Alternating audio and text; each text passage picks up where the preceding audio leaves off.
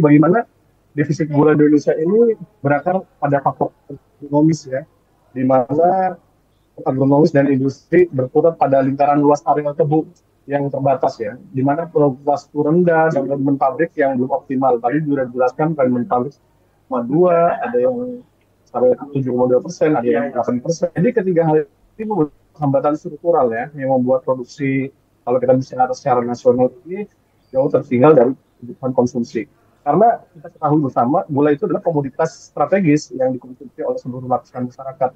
Sehingga pengelolaannya itu perlu mencukup rantai produksi secara utuh dari on-farm sampai dengan off-farm. Ya. Kalau kita berbicara on-farm, ini merujuk pada seluruh aktivitas yang berlangsung di tingkat gede tebu. Ya. Kita melihat bagaimana pengelolaan lahan, penanaman, pemeliharaan dengan pupuk dan irigasi, hingga panen dan pengangkutan tebu ke pabrik.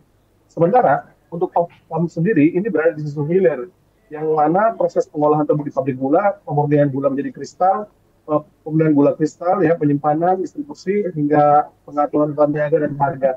Sehingga antara on-farm dan off-farm sangat erat. Karena keberhasilan produksi tebu ini di lahan tidak akan bermakna tanpa kapasitas pengolahan dan tata niaga yang efisien. Sehingga dalam rangka ini kita kalau berbicara ekstensifikasi, menempati posisi penting di sisi on-farm. Penambahan luas areal tanam tebu ini jadi salah satu prasyarat untuk menutup kesenjangan antara produksi dan kebutuhan konsumsi yang terus meningkat. Di sisi lain, selain program ekstensifikasi juga, kita perlu ada perbaikan sisi produktivitas maupun dukungan off-farm ya, berupa modernisasi pabrik.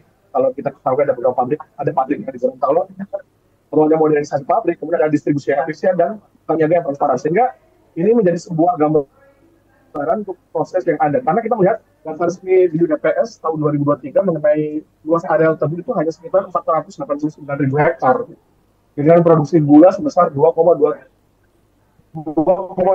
juta ton. Yeah. Jadi ini jumlah yang masih jauh ya di bawah kebutuhan nasional yang diperkirakan jauh besar. Sehingga proyeksi untuk 2025 memperkirakan produksi tebu hanya mencapai 2,7 juta ton, sementara konsumsi gula bisa mencapai 8,45 juta ton. Nah, ini menempatkan tingkat swasembada pada level yang rendah, sehingga sekitar 20%. Sehingga hambatan utama yang dihadapi adalah ini.